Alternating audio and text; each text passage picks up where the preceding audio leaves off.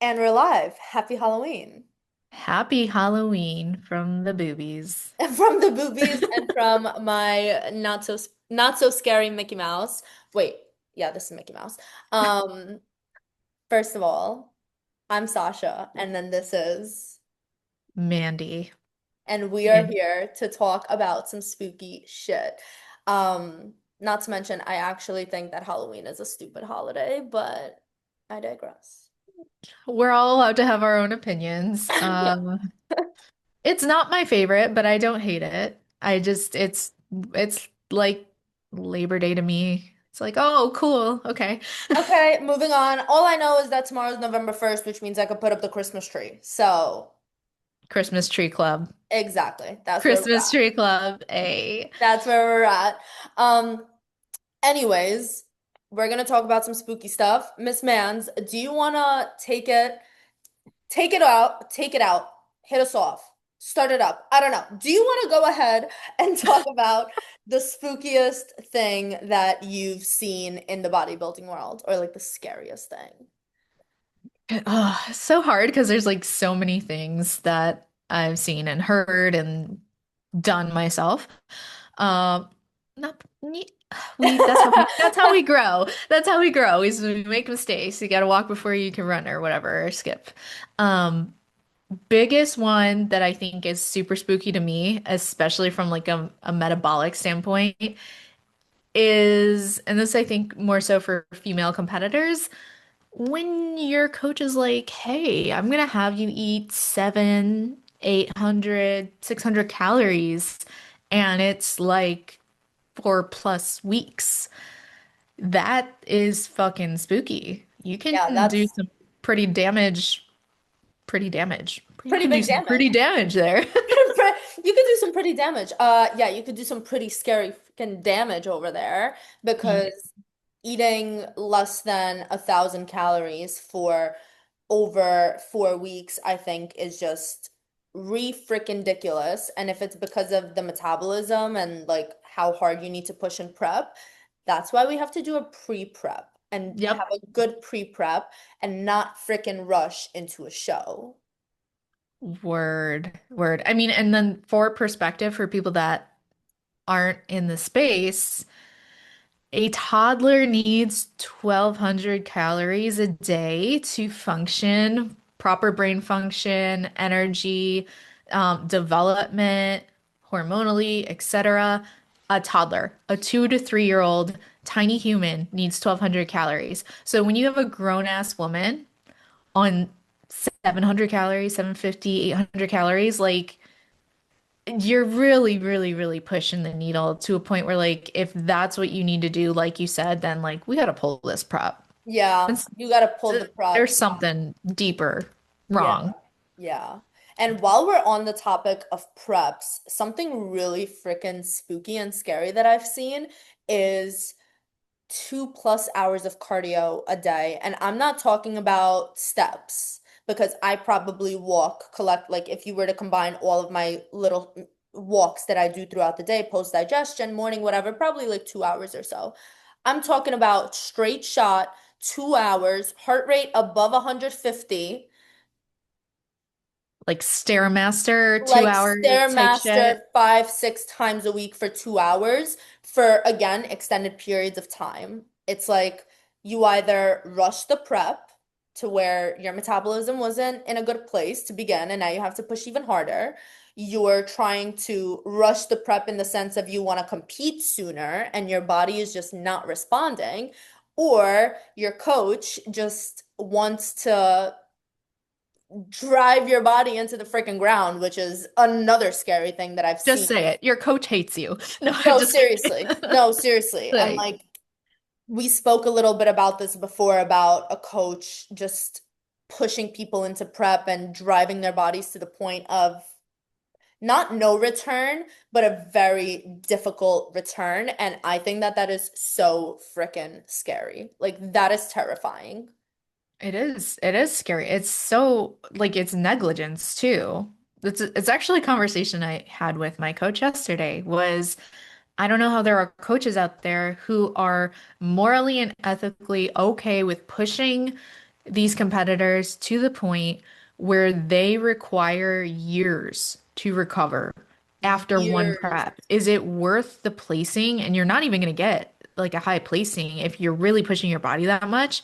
Y Ugh, it's fucking scary. Yeah, it's I was really like, it really is. It really is scary. And I think that there needs to be more understanding around what's okay and what's not okay. And like we actually did a podcast on the red flags in coach in bodybuilding coaches. So if you haven't watched that, go check that out. And we may or may not be doing a part two on Miss Mandy's podcast. So keep an eye out for that because we have a lot more thoughts about this stuff. But we got thoughts for days. seriously, if you just sat us down like this and we're like, talk. You don't even, I was gonna say put a gun to our head and tell us to talk. You don't even have to do that. Like give a girl a cup of coffee and some water, like a bathroom break, and like we're good. Word. Yeah. Shit. Ooh, another scary thing, over reliance on like caffeine pre-workouts, specifically like that, because okay. Oh shoot, hold on. Wait, I have another one. Okay, this one's better. Sorry, we'll shelf it. Shelf it for now. But Shelf I it because agree. I agree. Like the pre-workouts, the But go. the Don't lose your train of pre-workout, thought. that's what made me think about this, and I think this one truly is scary because I have firsthand seen this at nursing work. Ooh. Spooky, scary.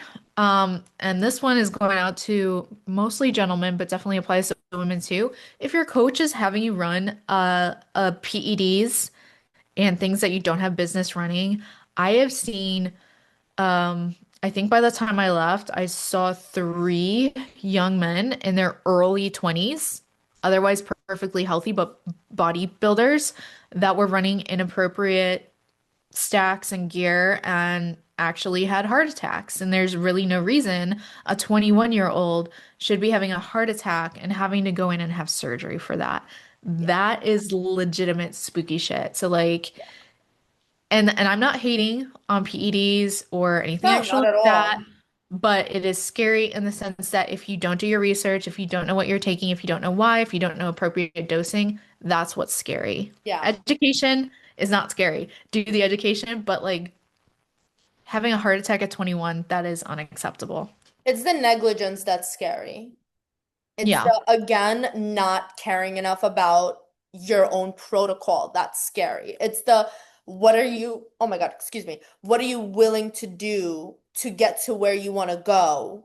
And what limits that could be scary because some people, like I said, they want to rush it. So they want to do these crazy stacks. It's like, there's a reason why the turtle or the tortoise or whatever won the race. All right? Like sometimes you gotta take it slow and steady. And I'm not hating on PEDs. I'm not hating on peptides, anabolics, none of that. Like I think that if they're used correctly, they can be a great way to enhance your look, not freaking destroy you from the inside out. Because at the end of the day, like you said, that is terrifying to see bodybuilders dying at the age of 20, at the age of 30, early mid 30s because of what they've done to their bodies and the way that they have just absolutely railed them into the ground and literally unfortunate and like, oh my God, it's just terrifying. Anyways, Yeah. Word. yeah. Yeah. You On want to that say note, caffeine? yeah, I was gonna say the caffeine one, because I think that it's scary when people are consuming more than like 500 milligrams of caffeine a day. It's actually terrifying. I have had my own experiences where I would take pre-workout. I didn't know how much I was taking. I was taking like 250 to almost 300 milligrams of pre-workout. And then after that, having like a cup or two of coffee. And then I would sit and be like, why am I so anxious? Bitch, you're on the verge of having a freaking heart attack. Like, you're not anxious. Like, my heart rate, my resting heart rate would be through the roof. And that's really freaking scary. Not like when your body starts responding like that and not being in like a calm woo-saw state Yeah. as I'm drinking my cup of coffee, but it's I count my caffeine now. It's like I won't have more than three Nespresso pods, and each one is like 75 milligrams of coffee, and I space them out to make sure that I'm like done drinking caffeine before going to bed. But yeah, that's Yeah.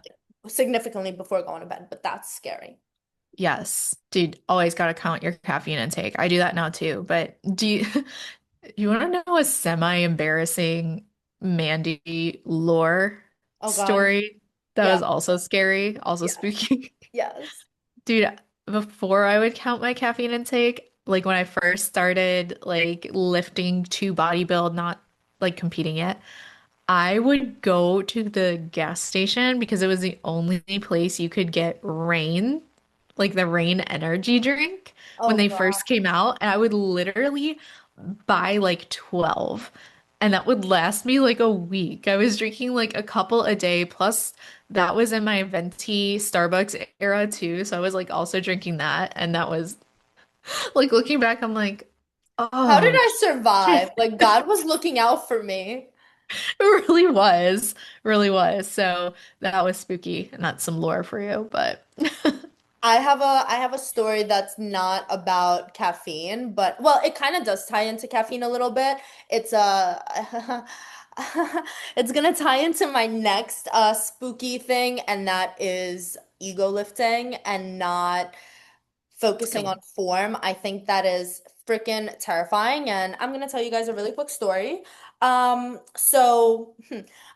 It was my first ever prep that I started, and I think I was like legit maybe 3 weeks into the protocol. Everything's fine. I'm still pushing weight. Everything's good. I get to the gym, it's shoulder day.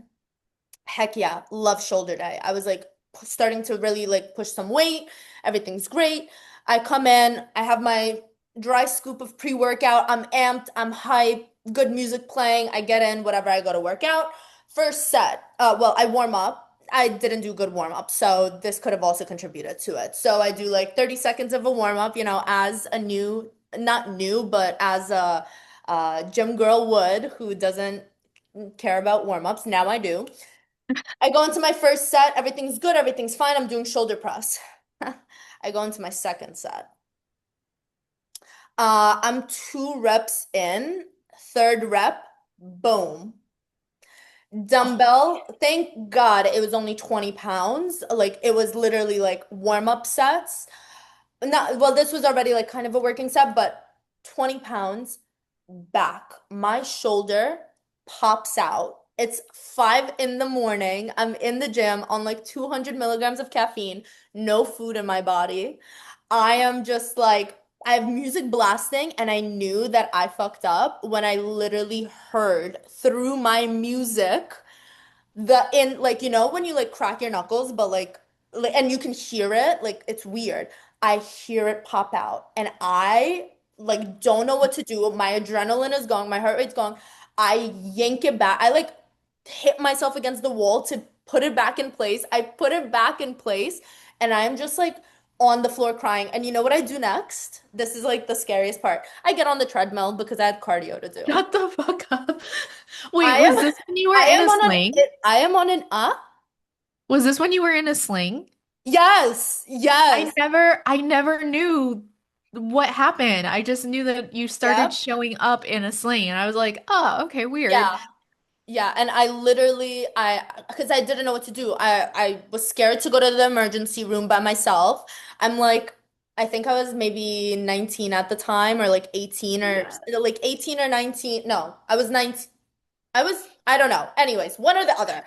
But I'm scared to go to the emergency room by myself. It's too early to text my coach because it's 5 in the morning. It's too early to text like my mom or someone because everyone's asleep. There was one person at the gym who like saw me and was like, "Oh my God, are you okay?" Got me an ice pack. I'm legit holding an ice pack on an incline walk, checking my heart rate to make sure that I get my cardio done. And then after that, I went to go to the like I didn't go to the emergency room. I went to urgent care. I got a scan. I then had to get other scans. I had to wear a sling for like 2 weeks. And you know what I did the next day? I went to the gym and I worked out legs. I was gonna say, did you do legs? You son I of a bitch, you did literally legs. Literally that entire I had to stay in the sling for technically like a month or like 3 weeks or something and do like physical therapy and all of this stuff. And there was like a slight tear and they were like, well, you can do surgery or you can just wait it out. And I was like, I am not Good. doing shoulder surgery at freaking not even sub 20 years old. Like that's not happening. So that was a really spooky, scary thing. And the way that I handled it was I would legit pose in a sling. I have the videos where I'm posing in a sling. I would go to the gym and work out back with one side. Like this was the first two like months of my prep. I could hardly do anything with my left side. And still till this day, like sometimes I like I'm still very like careful and cautious about that shoulder, but that was my spooky, scary story. So all of this just goes to say not having good form is really freaking scary because you can legit really hurt yourself, as I did. You can. Oh my God, I love that. I didn't know that Sasha lore. I'm like, oh, I just see you show up on like the Zoom groups and you had a sling, and I was like, oh, okay. I guess that's what we're doing now. Yeah. Just well, and I was so embarrassed about it too. I would like put a hoodie over it or whatever because I was like, I don't want people to be like, oh, what's wrong? Like, I'm not wearing the sling for attention. I'm literally wearing the sling because my doctor said that if I don't wear it, I'm gonna have to get shoulder surgery, and I'm like scared. So, and I Yeah. could not like move my arm around or anything. So it was, thankfully, it was my left side, even though I drive with my left side, but I'm a righty. It Oh, was you just, gangster. Okay. but yeah, that is scary. That is scary. And that is also like the perfect wrap up point here, Yeah. guys, for our mini Halloween episode. Shit, I'm gonna be thinking about that for a while now because We're probably gonna get on the next call and you're gonna be like, so what happened with your shoulder again? Like, what did you do? What did you do after? You got on the treadmill? Yeah, I did. yeah, I'm so glad I didn't know at that time. But I was also in prep, so I was also kind of like in my own world at that point. I was just like, oh, what's happening? I don't know. I'm on like a dream and three smells of a rice cake. Like A dream and a dream, some salt and a rice cake. I didn't even have salt, dude. That's a whole other thing that we could That's talk about in scary. another. That's That's scary. scary. Yeah, that's a whole other episode, but Well, this was really fun. This was like a cute little cute. No, this was a scary episode. Rawr. But if you're going out for Halloween, be safe. Take care of yourself. Don't do anything stupid, please. Definitely don't do any of these scary things, and we will catch you guys in the next episode. Yep. Love you. Bye.